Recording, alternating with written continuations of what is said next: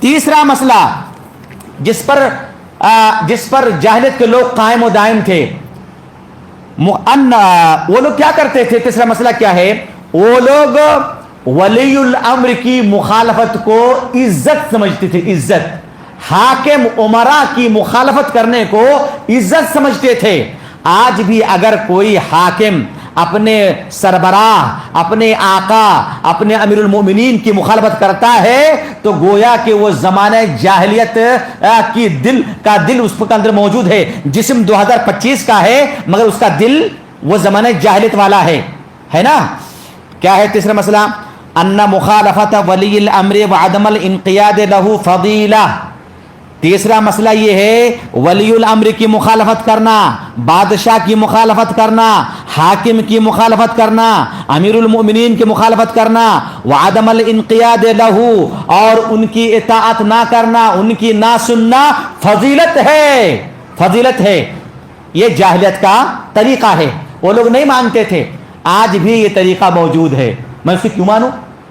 وہ کون ہے؟ اس سے میں زیادہ پیسہ والا ہوں، ارے اس سے میری پراپرٹی زیادہ ہے، اس سے میں زیادہ لکھا پڑھا ہوں، وہ تو ایم اے میں پی جی ہولڈر ہوں، ہاں سربراہ ہو تو کیا ہو گیا؟ ہاں۔ اور زمانہ جاہلیت میں لوگ حاکم کی مخالفت کو جرأت سمجھ، دیکھو میں نے اس کو مخالفت کر دی، ارے میں اس کو میں نے لوہے کے چنا چپوا دیے، اس کو میں نے زیر کر دیا، فخر سمجھتے تھے۔ اگر آج بھی کسی مسلمان کے اندر امیر المؤمنین کے تئیں اس طرح کی باتیں پائی جاتی ہے تو میں نے جو کہا کہ وہ 2025 کا جسم لے کر کے اللہ کے رسول کے پیدا ہونے سے پہلے جو زمانہ جاہلیت کے سوچ و فکر ہے وہ ان کی فکر ہے۔ وَالسَّمْعَ وَالطَّاعَةَ لَهُ ذُلٌّ وَمَهَانَةٌ، اور جاہلیت کے لوگ یہ سمجھتے تھے کہ ولی الامر کی سمع و طاعت کرنا، ان کی باتوں سننا، ان کی باتوں پر عمل کرنا یہ ذلت ہے اور رسوائی ہے، یہ ان کا عقیدہ تھا۔ یہ تیسرا مسئلہ ہے۔ اللہ کے رسول نے اس کی مخالفت کی یا کیا کی؟ فخالفہم رسول اللہ، اللہ کے رسول نے اس مسئلے پہ زمانہ جاہلیت کی مخالفت کی اور کہا کہ اے لوگوں، تمہاری جو سوچ ہے کہ امیر المؤمنین کی مخالفت کرنا باعث ثواب ہے، شرف ہے، عزت ہے، اور ان کی اطاعت کرنا ذلت ہے، رسوائی ہے، یہ غلط ہے۔ صحیح یہ ہے کہ امیر المؤمنین کی اطاعت کی جائے، ان کے ظلم و ستم پر صبر کیا جائے۔ دیکھیے فخالفہم رسول اللہ، اللہ کے رسول نے ان کے اس معاملے کی مخالفت کی۔ کیسے مخالفت کی؟ جیسے وَأَمَرَ بِالصَّبْرِ عَلَى جَوْرِ الْوُلَاةِ، اور اللہ کے رسول نے حکم دیا، صبر کا حکم دیا، کس پر؟ حکماء، امراء، بادشاہ اگر ظلم ستم کرے تو اس کے ظلم ستم پر تم برداشت کرو، صبر کرو، مخالفت نہ کرو، بڑھ چڑھ کر نہ بولو، لوگوں کو اس کے خلاف جنگ کر تیار مت کرو۔ اسلام کا طریقہ نہیں ہے، منہج سلف نہیں ہے، اچھی طرح سمجھ جائیے۔ اللہ کے رسول نے بادشاہ کے ظلم و ستم پر صبر کرنے کا حکم دیا۔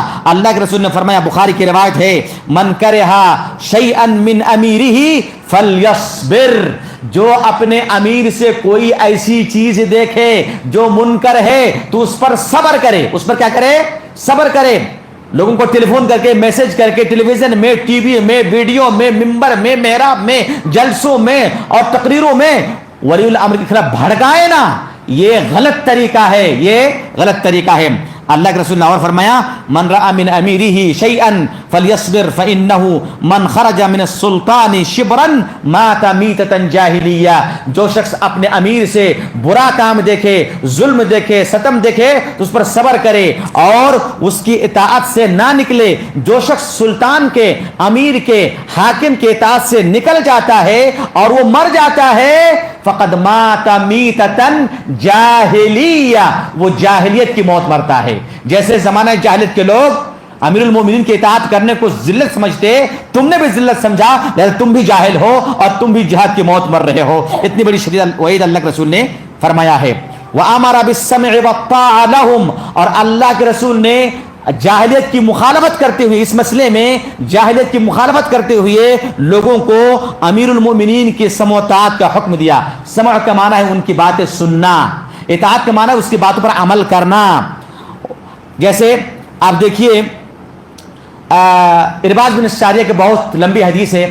अल्लाह के रसूल ने फरमाया कि अलैकुम बिस्सम'i वत्ता व इन तअम्मर अलैकुम अब्दुल हबशी, अगर तुम्हारा आका, तुम्हारा सरदार, तुम्हारा रहबर, तुम्हारा कमांडर अगर कोई हबशी गुलाम भी हो तो उस वक्त भी तुम्हारा वाजिब है कि तुम उसकी समो इताअत करो। या अल्लाह ने फरमाया वन्नसीहा, और अल्लाह ताला ने अल्लाह के रसूल ने लोगों को अमीरुल मोमिनीन की हक में नसीहत इख्तियार करने या नसीहत करने को कहा। तमीम बिन दारी की बहुत मशहूर हदीस है, अद्दीन व नसीहा, दीन का पूरा खुलासा है नसीहत। आप मेरे लिए नसीहत का खैर खाओगे, मैं आपके लिए खैर खाऊंगा। नसीहत माना खैर खाई करना, दीन खैर खाई का नाम है। किला लिमन या रसूल अल्लाह, क़ाल लिल्लाहि व लिकिताबिही व लिरसूलिही व लिअइम्मतिल मुस्लिमीन व आम्मतिहिम।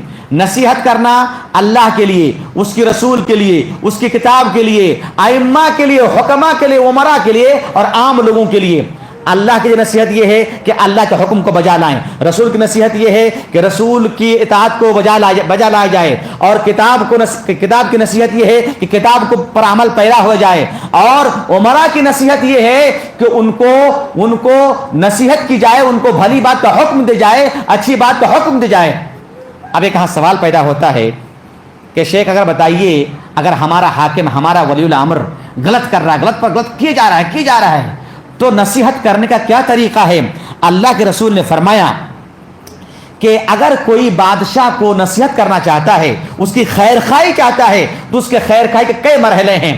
पहला मरहला यह है कि उनके तय अपने दिल में बुग़्ज़ ना रखी जाए, नंबर 1। नंबर 2, उनके लिए दुआ की जाए, अल्लाह उनको हिदायत दे, अल्लाह उनको राह मुस्तकीम पर ला।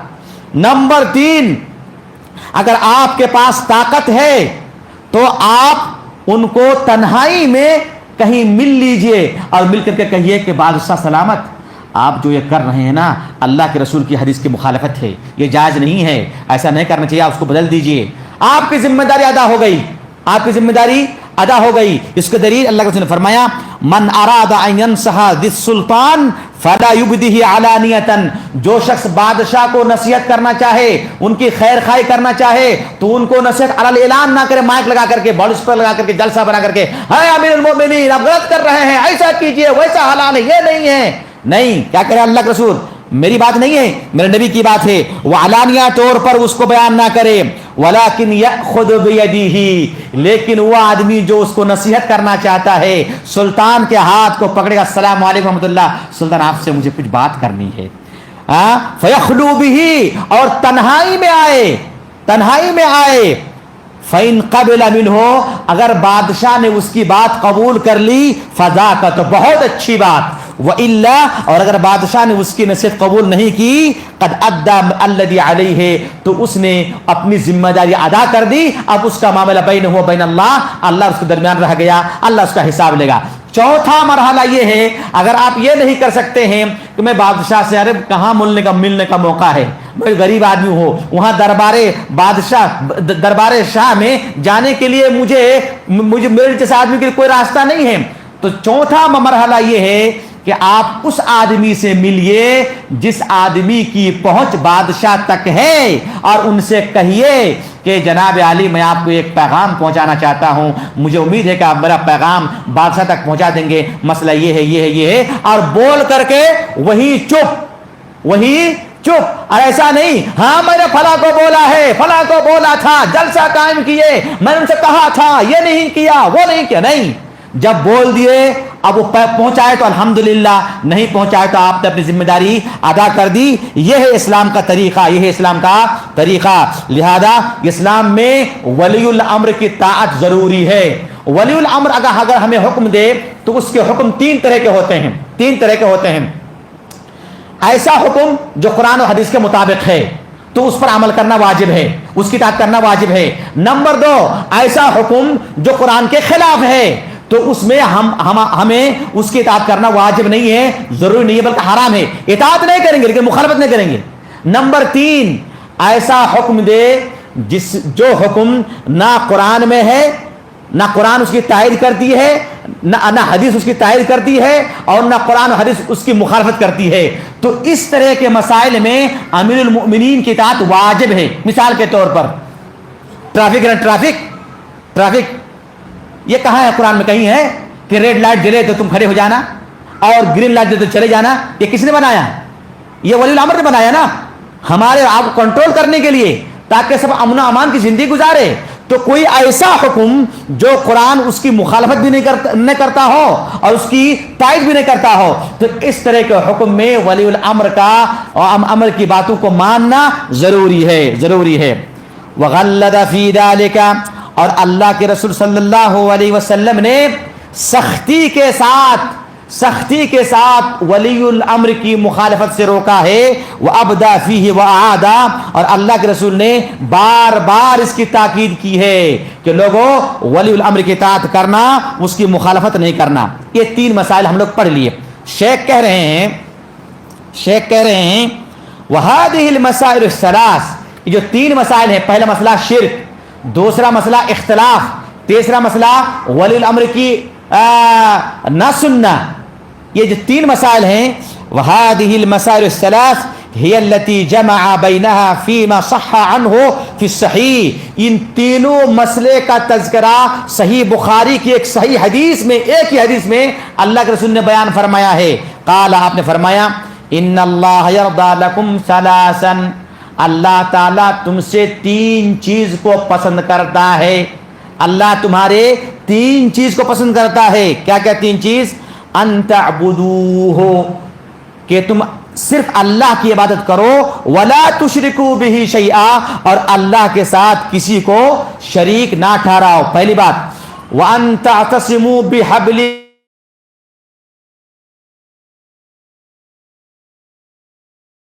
अल्लाह की रस्सी को एक साथ मुत्तफिका तौर पर पकड़े रहो और इख्तिलाफ ना करो। नंबर 3, वअन तुनासिहु मन वल्लाहु अल्लाहु अमरकुम, और अल्लाह ये पसंद करता है कि अल्लाह तुम पर जिस शख्स को हाकिम बनाए, तुम उसके तय खैर खा बनो। ये तीनों चीजों का जिक्र अल्लाह के रसूल ने बुखारी और मुस्लिम की हदीस के अंदर बयान फरमा दिया है। अब कह रहे हैं, वलम यका खललुन फी दीन नास व दुनियाहुम इल्ला बिस्सबबिल इखलाल बिहादिही सलास औ बादिहा, दुनिया के अंदर चाहे दुनियावी मामलात में हो या दीनी मामलात में हो, अगर कहीं फसाद आया है, दुनिया में कहीं भी देख लीजिए जहां फसाद आया है, यमन में हो और कहीं भी हो, हाँ, अगर कहीं फसाद आया है, जैसे तुनिस में हुआ था, मिस्र में हुआ था, है ना, जहां जहां फसाद आया है, इन तीनों में से किसी एक की कमी की वजह से है। शिर्क, इख्तिलाफ और वलीउल अम्र को ना मानना, ये 3 बुनियादी सबब है दुनिया के और दीन में फसाद के। लिहाजा इन तीनों चीजों से हमें दूर रहना है। हमें अब एक सवाल है कि कब तक हमें हाकिम की इताअत करना, कब तक? कोई लिमिट है? वो चोरी करे, कुफ्र मुर्तद हो जाए, फिर भी अल्लाह के रसूल ने फरमाया, इस्माऊ व अतीऊ इल्ला अन तरौ कुफ्रन बवाहन लकुम इंदल्लाहि फीहि बुरहान, तुम लोग उस वक्त तक अपने बादशाह की इताअत करना तुम पर वाजिब है जब तक तुम्हें बादशाह से ऐसा कोई अमल नजर ना आए और जिस अमल पर अल्लाह की तरफ से वाज़ेह दलील हो कि ये कुफ्र है। यानी बादशाह अगर ऐसा काम कर दे जो काम कुफ्र है और उसके कुफ्र होने में तुम्हारे पास सरीह दलील मौजूद है, तब तुम्हारे लिए उसकी इताअत करना वाजिब नहीं है। जब काफिर हो जाए, मुर्तद हो जाए, तब वो तुम्हारा बादशाह नहीं है, तब तुम उसकी मुखालफत कर सकते हो। लेकिन मुखालफत, अब हमारा सवाल ये है, क्या हमारे हिंदुस्तान में हम हुकूमत की मुखालफत कर सकते हैं? नहीं, मुखालफत नहीं कर सकते हैं। हुकूमत यहां चलती है कानून से, हिंदुस्तान के कानून से, इंडियन कॉन्स्टिट्यूट से चलती है हुकूमत, है ना। हुकूमत ने हमको ये इजाजत दे रखी है कि अगर कोई तुम्हारी परेशानी हो तो तुम प्रोटेस्ट कर सकते हो। प्रोटेस्ट, मुजाहरा, ये है, करते हैं ना, हर मजहब के लोग प्रोटेस्ट करते हैं। अब ये सवाल ये है कि हमको प्रोटेस्ट करना चाहिए नहीं चाहिए, हालांकि हमारा कानून कह रहा है कि अगर तुम पर कोई परेशानी आए और कानून के खिलाफ कोई तुम्हारे खिलाफ काम करे तो तुमको प्रोटेस्ट का हक है। तो प्रोटेस्ट का हक हमको कानून ने दिया है, ठीक है। اب میں کہتا ہوں اس کو اوپر بھی کہتا ہوں مسلمانوں سنو, کیا پروٹیسٹ کرنا درست ہے یا نہیں؟ آپ کو دیکھنا ہوگا کہ پروٹیسٹ کرنے میں ہمارا نقصان ہے یا فائدہ, نقصان ہے یا فائدہ. اگر فائدہ ہے, اگر آپ دیکھ رہے ہیں کہ پروٹیسٹ کر رہے ہیں تو ہمارا کام بن رہا ہے تو پروٹیسٹ کرنا درست ہے. لیکن اگر اس پروٹیسٹ کی وجہ سے ہمارا نقصان زیادہ ہو رہا ہے تو بالکل ریڈ کراس جائز نہیں ہے, جائز نہیں ہے. لہذا ہمارے حکومت کے قانون کے مطابق ہم کو پروٹیسٹ کرنے کا حق حاصل ہے. لیکن اس کے باوجود میں کہتا ہوں یہ ہے اسلام کی خوبی, اسلام کی خوبی. ہم دیگر مذہب کی طرح سے نہیں ہیں کہ قانون نے ہم کو دیا تو ہم پروٹیسٹ کرتے رہے, نہیں. ہم کو مصلحت اور مفسدہ دیکھنا ہے, نفع دیکھنا ہے, نقصان دیکھنا ہے. اگر پروٹیسٹ کرنے میں نفع ہے تو کریں گے, نقصان ہے تو نہیں کریں گے. لہذا اللہ تعالیٰ سے دعا ہے کہ اللہ رب العالمین ہم تمام کو جاہلیت کے مسائل سے دور رہ کر کے سنت رسول اور منہج صحابہ پر زندگی گزارنے کی توفیق عطا فرمائے.